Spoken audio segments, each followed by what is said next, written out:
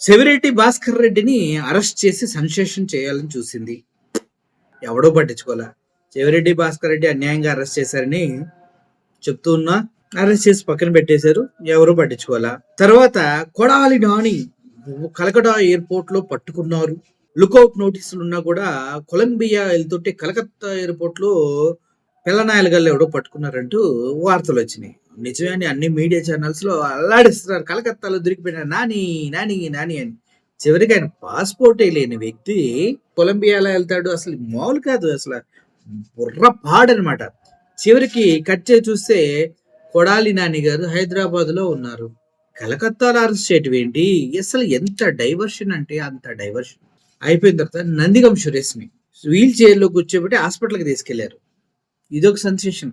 అందరూ ఏమనుకున్నారు, నందిగం సురేష్కి ఏమైంది ఏమైంది అని అందరూ అడుగుతారు అనుకున్నారు.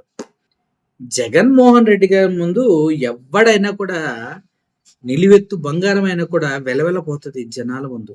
అంత స్మైల్ తోటి అంతగా జనాల్లో ఉంటాడు జగన్మోహన్ రెడ్డి.